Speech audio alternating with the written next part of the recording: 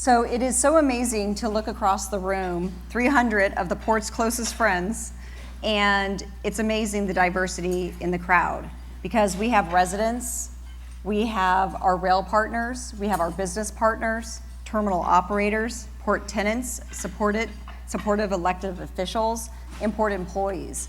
And it really represents the broad reach of the Port of New Orleans. And I have to tell you, it's always very humbling to stand up on the stage by myself giving the state of the port because it's obviously a huge collective effort and there is no way that the port could accomplish what it does without each and every one of you. So I decided I would just cut to the chase so that there's no surprises. In the state of your port, because of your collective efforts, the Port of New Orleans is thriving.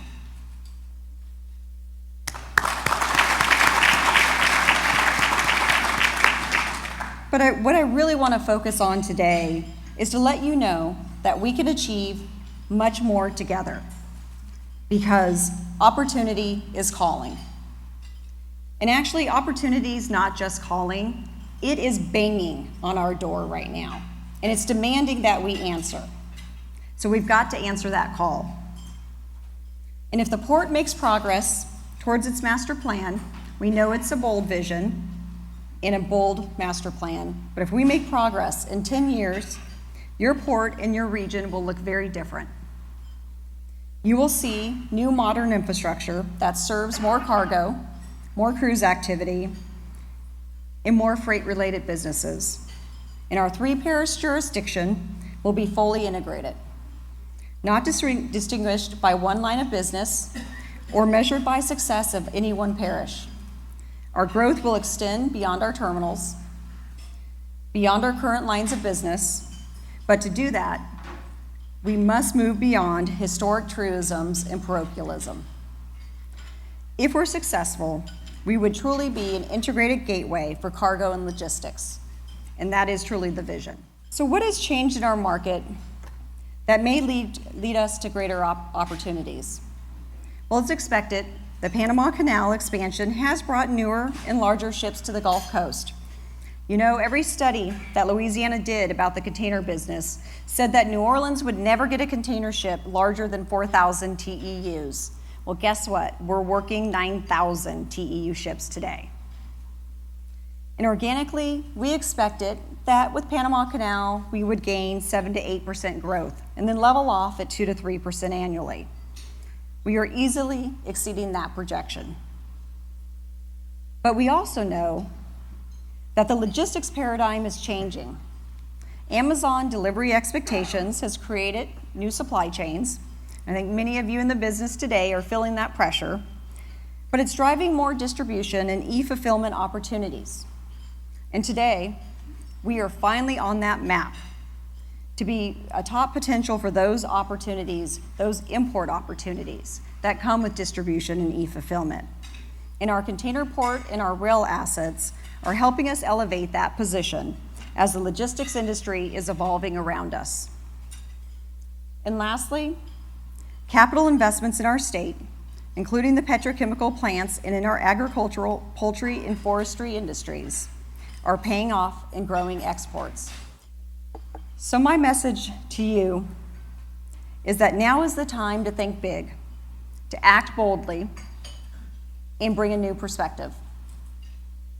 The consequence is not simply a missed opportunity, it's not a net neutral decision, but it's a choice to be left behind. Because do you know, as the state's only container port, that the state of Louisiana and the port have invested almost $1 billion in our container facilities. And we are now seeing the return on that investment. And this is not the time to abandon that investment. Now, over the years, through our business, the Port of New Orleans has developed strong long-term relationships with partners who are confident in our vision and willing to invest in the growth of our container and cruise shipping. Now, at the end of the day, the port generates trade, which generates jobs and business revenues that benefit not just our 3 parishes, though that's our priority, but each of the 64 parishes. So our port is a port for the entirety of the state. Therefore, our vision has to be global. Today, we have become much more than a port. We are a strategic gateway, and the port is simply the guardian. No other port or region connects river, rail, and road so that cargo seamlessly travels north, south, east, or west as we can do. The market cues are urging us to leverage our existing public and private maritime and transportation assets. Therefore, through a new perspective, the port is looking downriver, it's looking upriver, and it's looking at the West Bank through a new lens of nothing but potential and thinking beyond just building terminals. The result, if we're successful, will be a supercharged gateway with new investments such as a third cruise ship terminal, a second container terminal that can handle ships of any size, new rail investments, innovative container-on-barge services, and new distribution centers, reaching as far as the North Shore and with potential across all three of our parishes. But to achieve that vision, we must continue to build our connections to the inland markets. And when we do that, we will return to our rightful place as the gateway to the heartland. Now, the port and the New Orleans Public Belt alignment is a huge accomplishment, and it was a mammoth undertaking. You have no idea how much time and effort to bring that alignment together. But it was a philosophical foundation for the future. The former mayor used to say, "I don't know why a city would own a railroad." And he was right. Because moving cargo between rail, river, and road requires different, efficient coordination and a unified vision. And that's what we have now, from our board to our marketing teams to our train masters.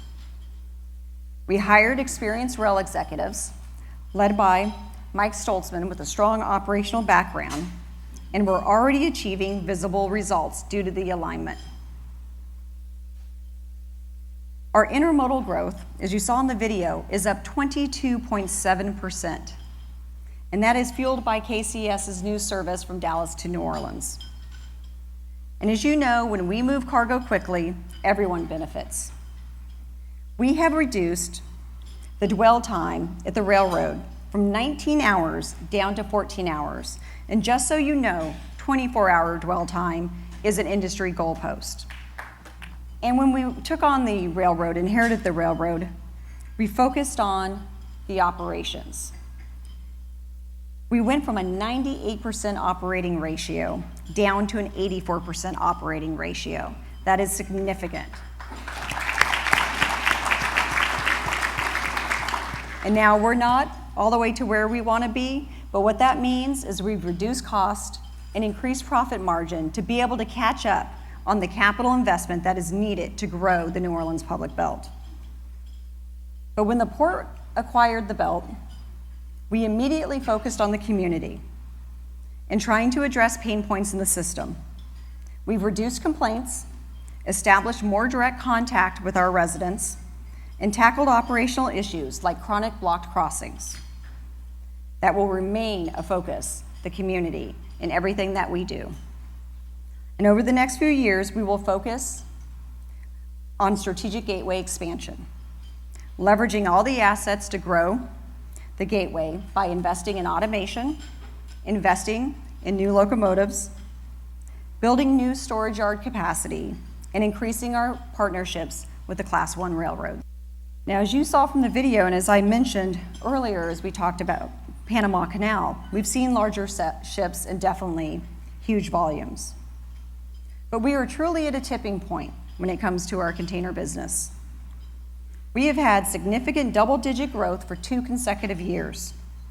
In fiscal year 2019, we moved almost 620,000 TEUs. That is a 12% increase in 1 year. And remember, they said we'd level off at 2 to 3%.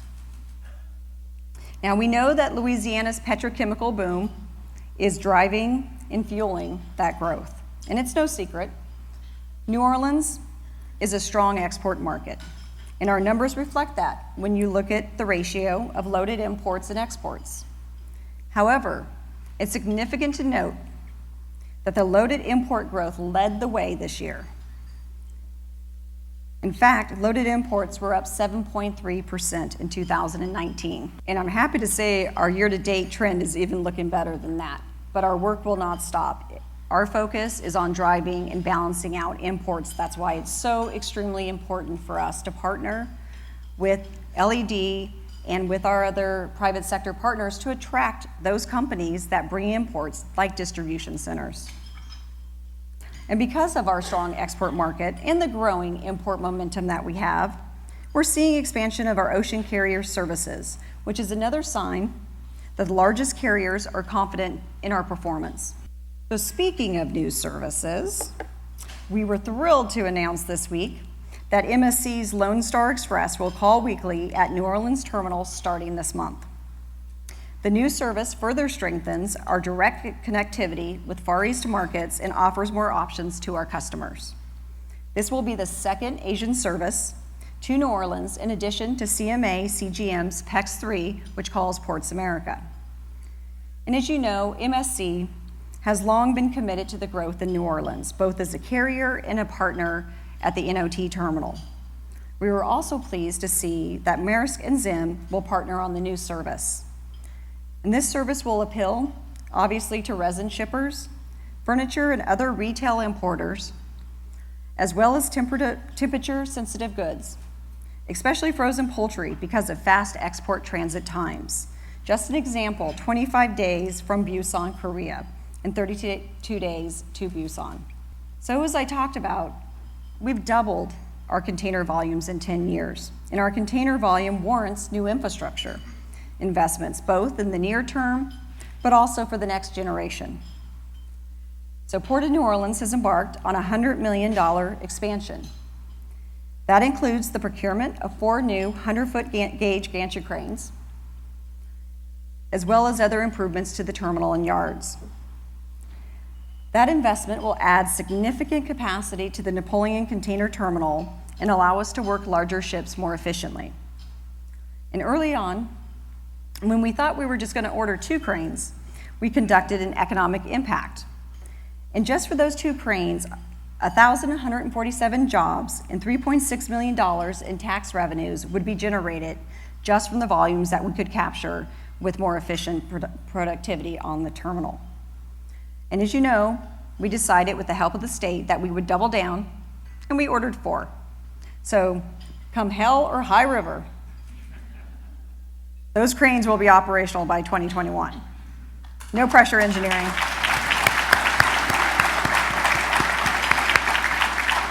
So investment in innovation is also paying off.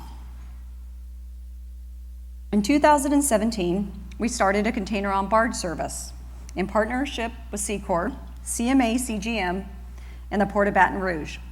And it quickly became the largest in the country and has grown to a twice-weekly service. The volume growth from just fiscal year 2017 to 2019 was an impressive 87% increase. This year, we expect to handle close to 30,000 TEUs. That's 13,000 truck trips, round truck trips that are taken off the road between Baton Rouge and New Orleans. Now, to ensure an efficient service, we anticipate the need and are currently studying a dedicated berth and cranes to support the container-on-barge operations. And we are working with our partners to further expand service because it helps spread the growth across multiple modes of transportation and reduces pressure on our gates and our roadways, and the environmental and community benefits are obvious. As you know, markets attract the business, but it's infrastructure that closes the deal. And the required infrastructure investment starts at the mouth of the river. The federal and state government are making us infrastructure ready with support and funding to ensure the Mississippi River can accommodate larger vessels. In reality, the lower Mississippi could reach 50-foot depths in the near future. This will help not just us at the Port of New Orleans, but the entire lower Mississippi River complex of ports. And Port of New Orleans is progressing with plans to build a second container terminal downriver. Market interest is strong. As you know, we have signed a CEA with Ports America for terminal operations and investment, and are in discussions with our top carriers to participate in a joint venture to ensure the success of that terminal. Now, the combination of a Napoleon and downriver container terminal would broaden our market options to serve small to large carriers and shippers, as well as provide ample space for value-added logistics services. Just imagine unrestricted air, unrestricted water draft. That will put Louisiana in the best position of any port on the Gulf. And that's worth an applause.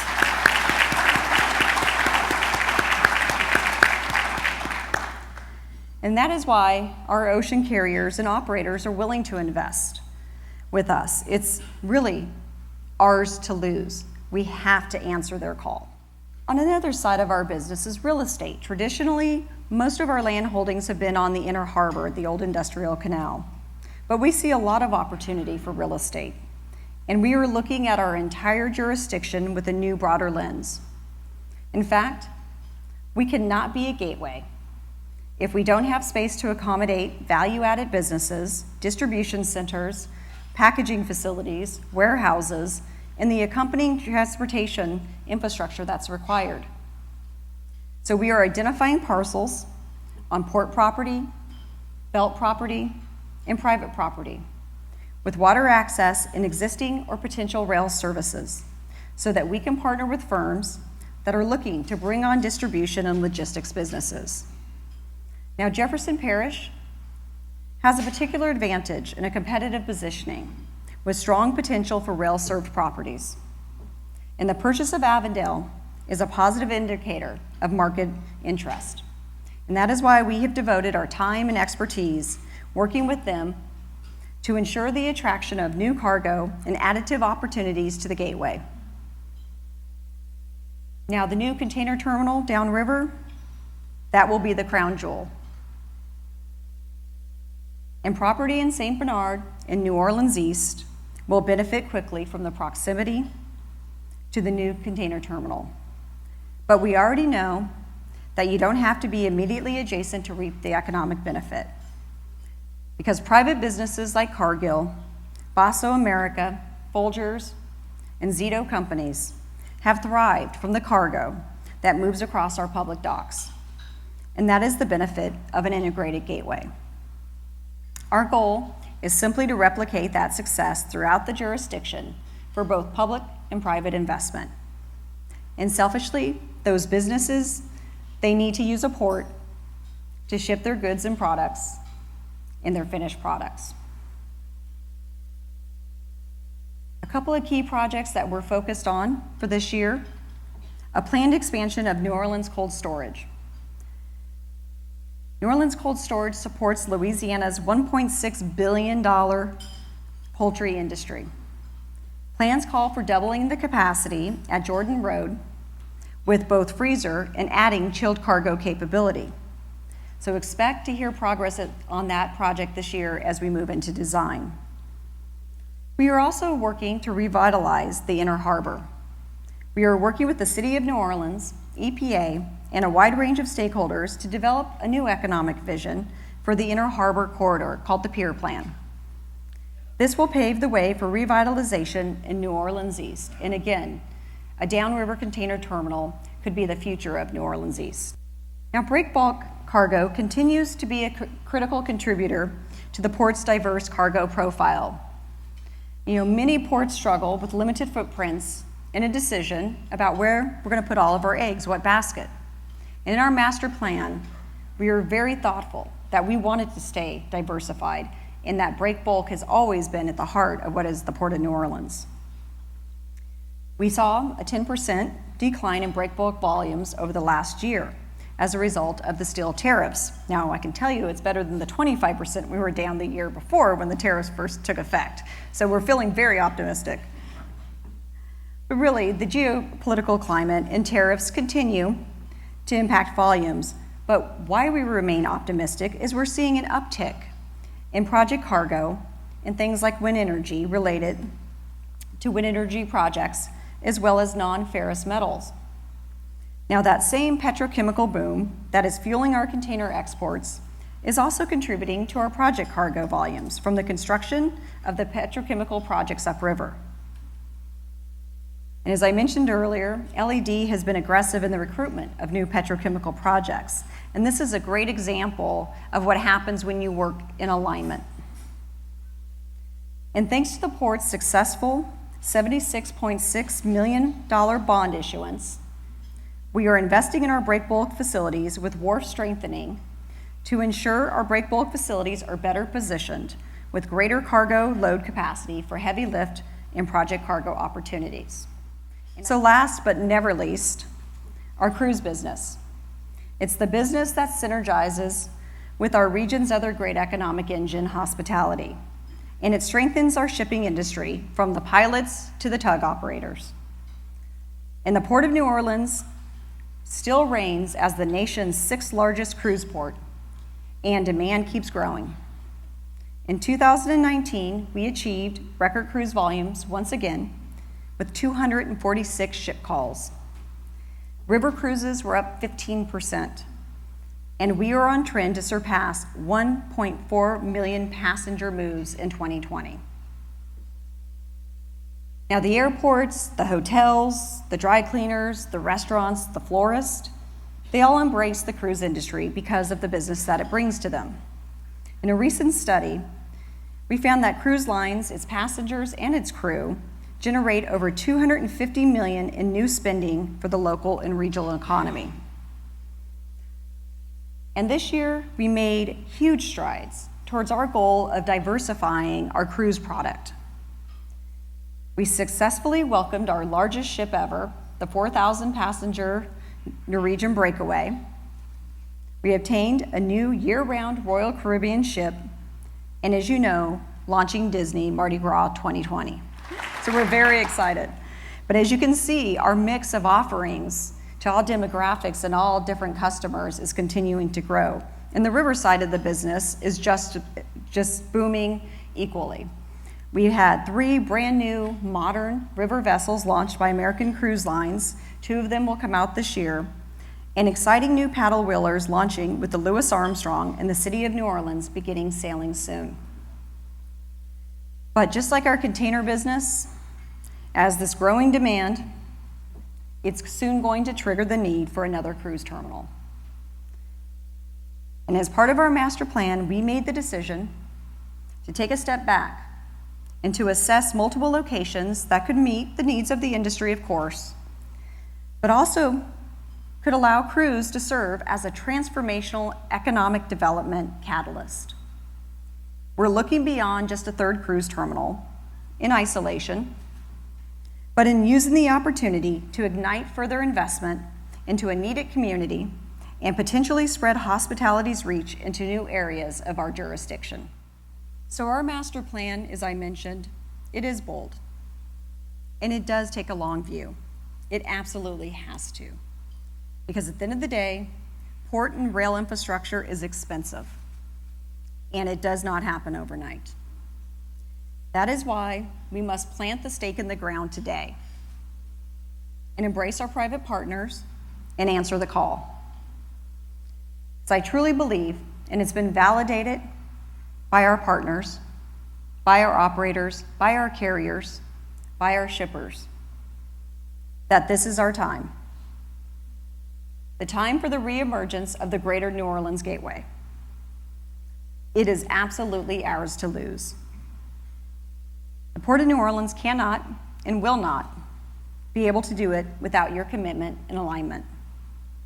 And together we have a common purpose. It's pretty simple: to attract more freight, more cruise activity, and together we all grow. We are grateful for LED's support in attracting new industries that drive cargo, and we are thankful for the support of the governor and the legislature for our critical industry, and for the infrastructure that's helping us to bring new gantry cranes, potentially get to 50-foot draft. That's extremely important to all of our ports. We are all beneficiaries of the economic prosperity that comes our way or goes to another state. Our success is measured by jobs. We are proud of the 21,700 Louisiana jobs supported by the port and our tenants, your businesses, your employees. These family-supporting jobs span every category, from skilled to professional to executives, with an average salary of $74,000, living throughout the 3 parishes. And we're proud of our economic impact. You are making an impact. Only collectively can we become the gateway that we envision.